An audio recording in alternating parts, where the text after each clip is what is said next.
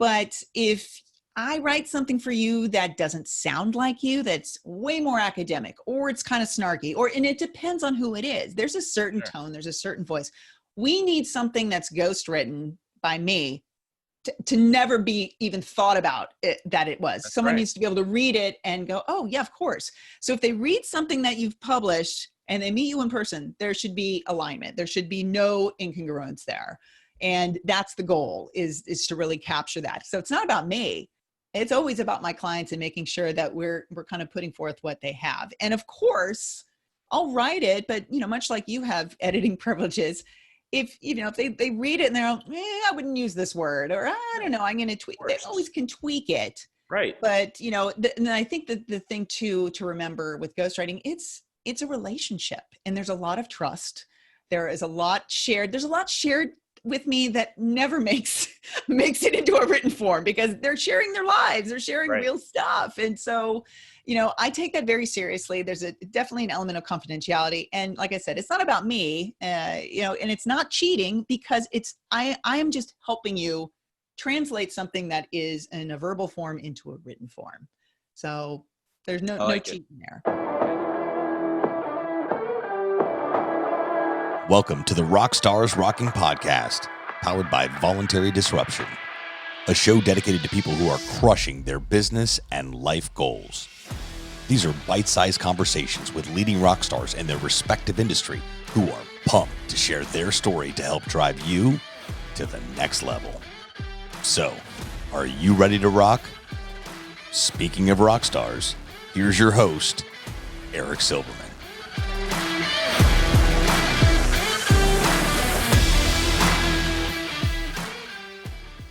Hey, rock stars, welcome back to another episode of RockstarsRocking. If you're on a podcast, you couldn't see my fingers, but I was making the hashtag symbol, because why not? We're in the year 2020 and beyond if you're listening to this next year. And you have tuned into the RockstarsRocking podcast. I'm Eric Silverman, and I'm super, super fired up and excited to have a rock star of all rock stars, right? Amy Blaschka out of San Francisco is a ghostwriter and storyteller for the social media world and beyond. So Amy, I can't wait to dig in. Thanks for joining the show.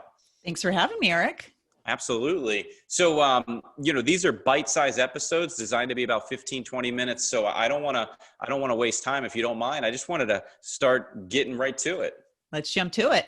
So my first question I have for you, because I'm intrigued by it, is how does one end up writing for Forbes as a contributor? Because not everybody can have that on their resume. That's pretty cool. And I love reading Forbes articles.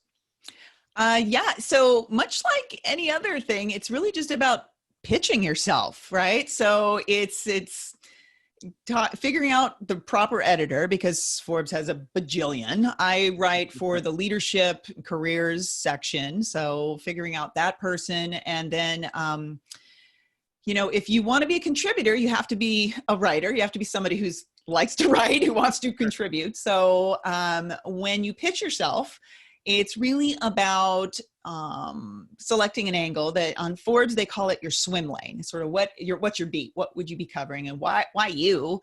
So you have to demonstrate that you have some mastery, that you have some experience, that you've previously been published, and include a couple of articles and things that you have before. And then some ideas for future things, like, okay, so if you were a contributor, Amy, what would you write about? And so you give a couple synopses of, here's three different articles I'd write with titles and sort of a 1 or 2 lines about what they would be. And, you send that in, and if an editor says, I like this, they might call you, which mine did. And we had a conversation where we went a little more in depth into everything and talked about how things work and whatever. And she said, I'm going to send you some more a questionnaire to fill out some more information that goes a little deeper into this, and more about the why you, and why should we choose you, and what does it matter. And if it all works out, they offer you a contributorship. And it's what's interesting though, I think there's a confusion about what it means. So I'm not a reporter. Right. For Forbes. I'm not employed by them. I am a contributor, and as such, I'm contracted with them, and I have to adhere to a certain set of rules and bylines and So that includes, for anyone listening, no, you cannot just pay me and I will get you into Forbes. That's not how it works. I imagine that's happened. People will contact you and ask that. Constantly. And, and ethically, I know there are people that do that and they should not, it's sort of a pay to play thing. Right. But what's nice about Forbes is it just gives me some additional reach with the leadership audience. I get to write about things that matter most to me. And, and people seem to respond. So the articles have done well. I just started my third year as a contributor, awesome. Which is astounding to me. It's like, wow, how did that happen? And I usually post my articles once per week on Mondays, but I do 5 per month. So if the month has less than 4 Mondays, that last one will fall somewhere on another day. Okay. But so that's how that happened. And I've been doing it ever since. And I was going to ask you, but I think you just said it. I was going to say, so you're not the person within Forbes. I know you're not working for them, but you're not someone where the editor would send you a story idea and say, can you cover this? No. Okay. So that would be a staff writer that they would do that with.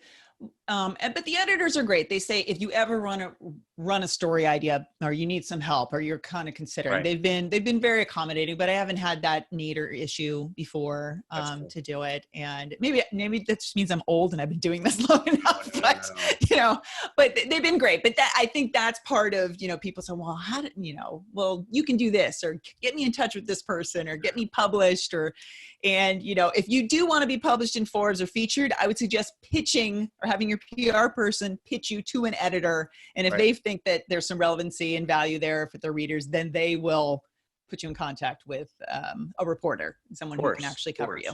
So is it true? I've heard people tell me over the years that when it comes to big, not just magazines, but newspapers, even TV spots and definitely magazines, that the more you can have a done for you type service to help an editor, like be an editor's best friend, to give them content, something tangible that they know their listeners will love, the easier it is to get where you're at. Is there truth to that, I would imagine? I mean, sure. So, reporters, they're human, right? And we're all busy. So it's really about this concept of making things really easy for someone. Mm-hmm. So if you become sort of the go-to expert, if you become a resource for someone, they're going to keep coming back to you if you deliver, right? So, and in that regard, I would say yes. And the way that you become known as a go-to expert is that you are sharing your wisdom, right? You are doing it on a consistent basis, regularly putting stuff out there so people come to associate you as a thought leader in this particular arena. Sure. Now, do you have, I'm just curious, any exclusive you can give me? Any thoughts on expanding that into other magazines? Have you ever thought about that? Like Fortune magazine, Entrepreneur, Inc., Fast Company, stuff like that?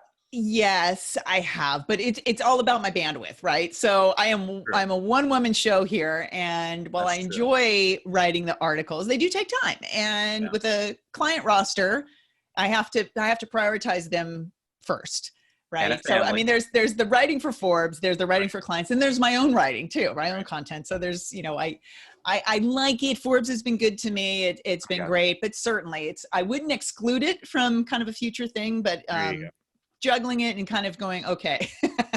I got you. Why are we doing this? Yeah. I got you. So how did you start with writing in general? We're going to absolutely get to the ghostwriting part, but how did you start writing? You just love to write. You've always been a reader and a writer. Would you study in college? Talk about that if you can. Yeah. So I've always been the creative kid, right? And I actually thought I'd be a filmmaker. I studied film, production, media in college. That was my major. My minor was communications. I always loved to write. I always loved telling a story. Always loved the idea, actually working collaboratively to bring a story to life. So filmmaking has a visual and a verbal element to that, and it kind of does that in that way. And it requires a team. Yes, it's really hard to make a film by yourself. You can write it, you can shoot it, you can edit it, but there's a lot of moving parts to that.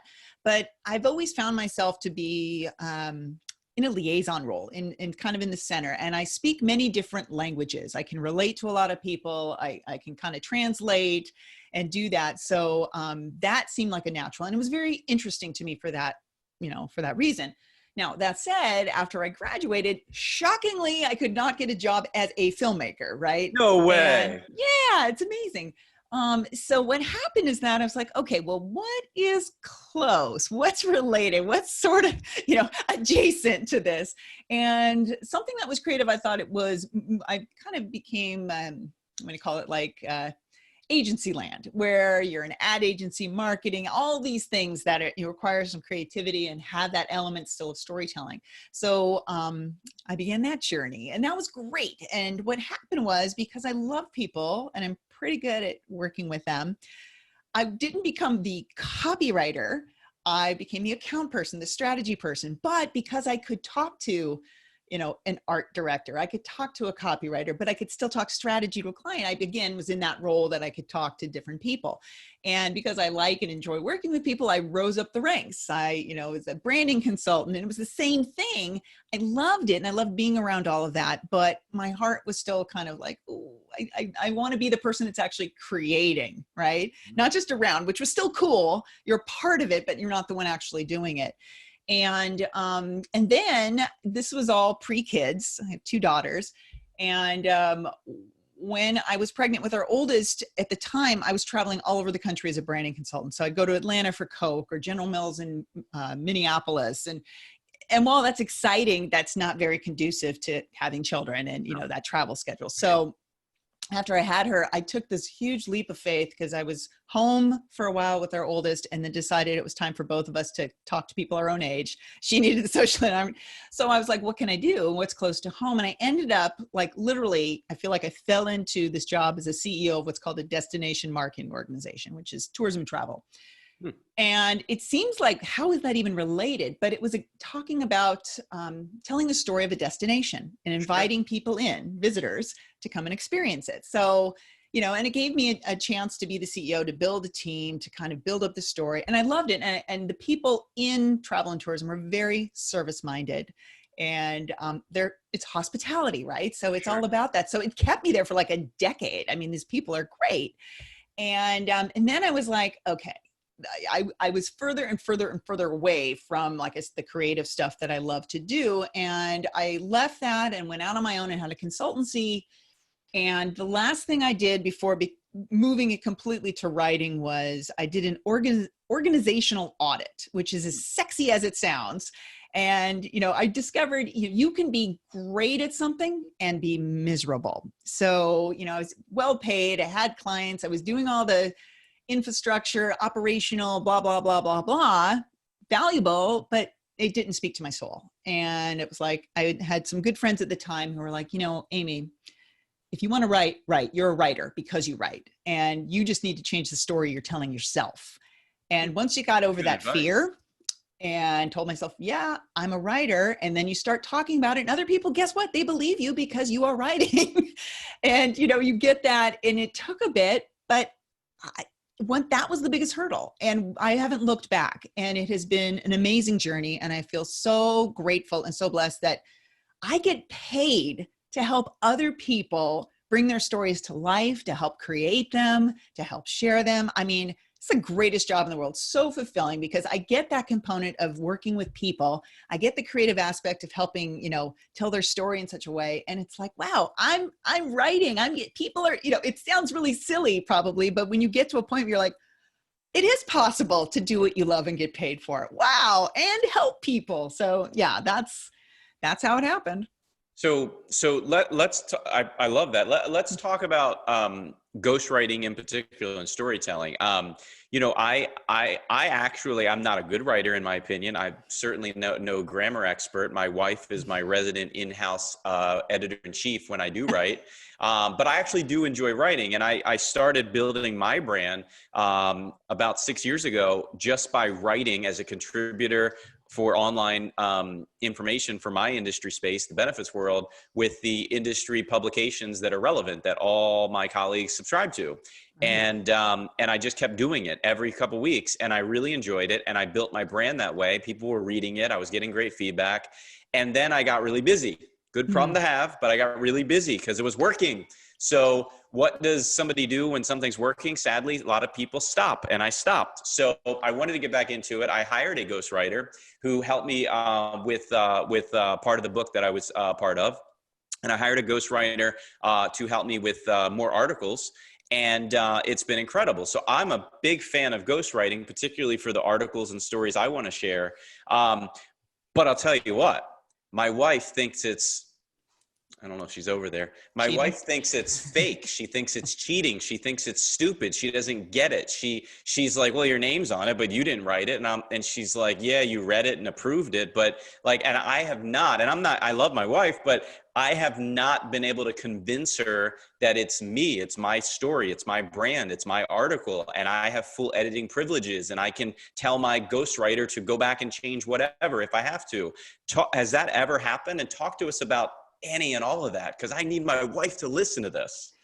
So my process may be a little different than the ghostwriter that you've worked with, but for me, it's when I ghostwrite something, 95% of it is it's my clients. It's my clients' ideas. It's their IP, their ideas, their experience. Yeah. And I become the sort of conduit to bring that to life. A lot of my clients are what I call verbally fluent. So they're founders, they're CEOs, they're senior executives that are used to pitching. They're used to addressing a board. They're verbally very fluent, and they can get at it. When they sit down to try to write, they get stumped. It takes them too long, or they just they can't make that transition to make it concise and compelling, which is really important. So what we do is I work on a monthly retainer basis. We have a weekly standing call, half an hour. And I will say, okay, so what's going on in your world, Eric? And we'll find inevitably there'll always be something, because the best posts, the things that perform the best are things that are real and genuine, right? Things that happen in your world.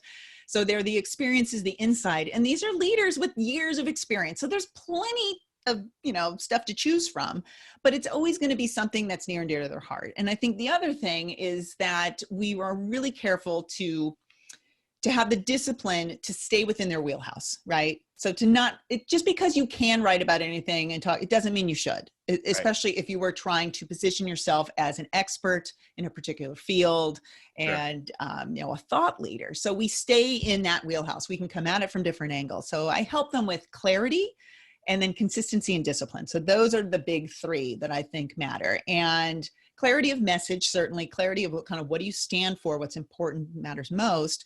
The consistency, obviously, as you see, you have to be consistent in creating, but also in publishing. So we have a weekly call because it helps them establish a new behavior and a new cadence of publishing and engaging with the content once they've published it. And then the discipline is, to maintain that, certainly, but also to stay in that wheelhouse. So those are the things that really help them. And what's funniest to me, and I get the idea that it's cheating, and I get that a lot, but honestly, I'm not the one. Yes, I am actually physically writing it, but while we're talking, I'm taking notes. It's really, I'm trying to capture your voice, your cadence, your use of words. Like, if you're somebody that always uses, RockstarsRocking, it's probably going to show up in your content because that's authentically you, right? But if I write something for you that doesn't sound like you, that's way more academic, or it's kind of snarky, and it depends on who it is. There's a certain tone, there's a certain voice. We need something that's ghostwritten by me to never be even thought about that it was. Someone needs to be able to read it and go, oh yeah, of course. So if they read something that you've published and they meet you in person, there should be alignment. There should be no incongruence there. And that's the goal, is to really capture that. So it's not about me. It's always about my clients and making sure that we're kind of putting forth what they have. And of course, I'll write it, but much like you have editing privileges, if they read it and they're like, I wouldn't use this word, or I don't know, I'm going to tweak. They always can tweak it, right? But and I think that the thing to remember with ghostwriting, it's a relationship, and there's a lot of trust. There is a lot shared. There's a lot shared with me that never makes it into a written form, because they're sharing their lives, they're sharing real stuff. And so, I take that very seriously. There's definitely an element of confidentiality. And like I said, it's not about me, and it's not cheating, because I am just helping you translate something that is in a verbal form into a written form. So There's I no like it. cheating there. I like it. So see that, Megan? No cheating, no See, fake. You heard, I didn't say it. Amy said it. that's right. I've said it enough. You don't listen. Mhm. Anyway, let me ask you this: when it comes to ghostwriting, you've specifically identified yourself as a social media ghostwriter and storyteller. Mhm. Does that mean if a client reached out to you, current client or a potential prospect, does that mean you couldn't help them with a book or an article or a flyer or a marketing material or anything that they need for their company? So the social media ghostwriting includes both posts and articles. So Oh, that okay. covers that. I have ghostwritten a book before, but here's the thing with writing a book, it Time is consuming. all consuming. And that would mean I have to dedicate all my time to one client, which isn't a problem unless you have a roster of clients. So Right. when I get those inquiries, I always refer them out to somebody else because I always want to, if I can't help you, I want to, That connect makes you to someone who sense. can. Yeah. And I also get asked, what about web copy? What about this? And Right. sometimes some of the stuff that I work on. So I'm a social media ghostwriter, but I also do this other side of my business, which is related, is called a career story package, which is all about positioning you. So some of that can also be repurposed into web copy, but I don't write sales funnel. I'm not an email campaign girl. There's a lot of different types of writers. And so when I'm approached, even if it's something I could do, if it's not the highest and best use of my talents, and Right. I'm not going to deliver what really I need to do for you, I'm always going to politely decline and I'm going to refer you to somebody else because, it's really hard to be all things to all people. And there's a favorite quote that I have that I heard years ago at a conference, and a gentleman named Sasha Strauss said it, and it's literally sitting on my wall. It says, "You are something specific to a special few." So, this idea of being a thought expert, of being expert in one thing, to niche down and do what you do best, that's the best way you can serve somebody and provide value. So I take that very seriously. And I love that people feel like, no, but I want you to write this too, because I like this. That's great, but that's not really, you might be frustrated. I might take longer. It might not be what you want or what you Right. needed to do. So usually I will politely decline unless there's something that really is relevant and very closely related with the work we've already done. What about storytelling for a candidate, a job seeker, somebody who lost their job, somebody who's looking for a new role? Could you help them with that? And or is that, it sounds like that would be if I was looking for a job, I would want my story shared. Yes. So I don't work on resumes or CVs, but I do have friends that do that. So I always refer people to them and they do a bang up job. But what I do is I offer this career story package, and it has 4 Yeah. components. What I call a backstory, which is written first person narrative. It weaves together your personal and professional experience in a way that positions you for what you want. So That's it's all. not a rehash necessarily of your resume, but it's that backstory can be used. It has a call to action, figure out what do you want people to do when they read this, Great. and some specialties. And you can use it as your LinkedIn about section, That's right? awesome. And you could repurpose it on your website if you had one. And then Right. I have a headline, which is self-explanatory, but it's not just defaulting to your title. It also has more of a value statement of I help, I do this, who you help and how and Sure. why you're different.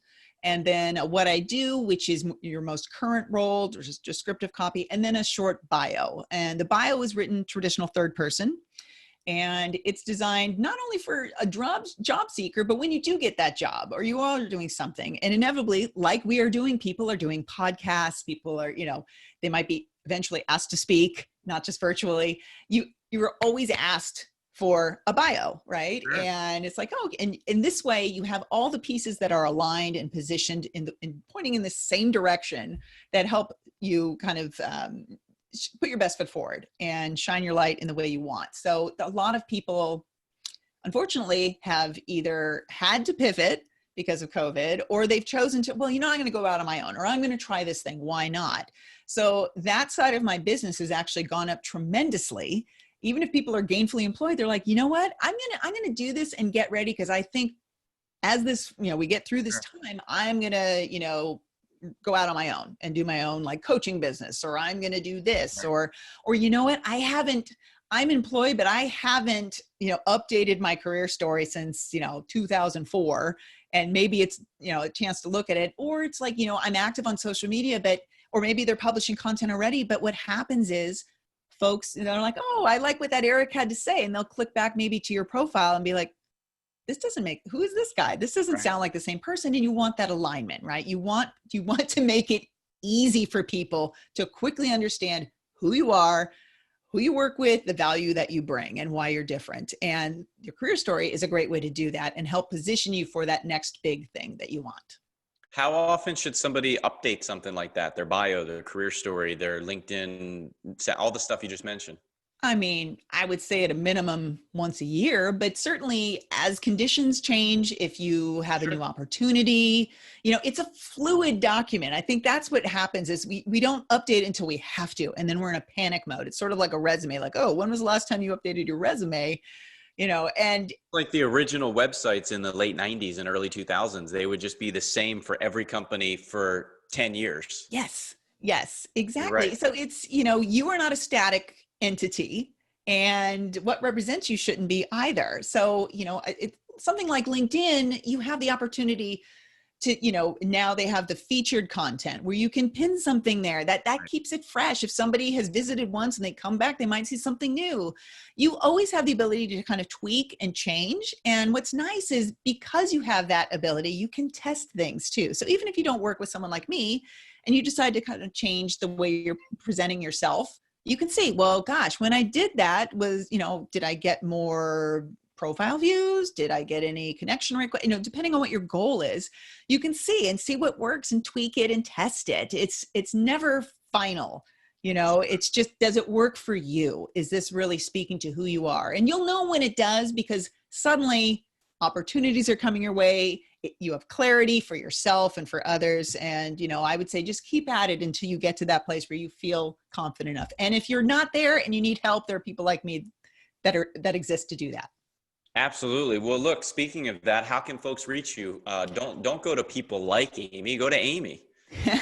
Well, there's plenty of work, so lots of folks can help, but I would love to work with other people. And they can find out more about me and my services on my website, which is amyblaschka.com. And there are a lot of consonants in Blaschka, so make sure you spell check that. And of course, I am active as a social media ghostwriter. I'm active on social media. LinkedIn is my primary platform, but I also am at Amy Blaschka on Twitter and on Instagram too. So you can find me there and check me out on Forbes if you want to see some articles and things.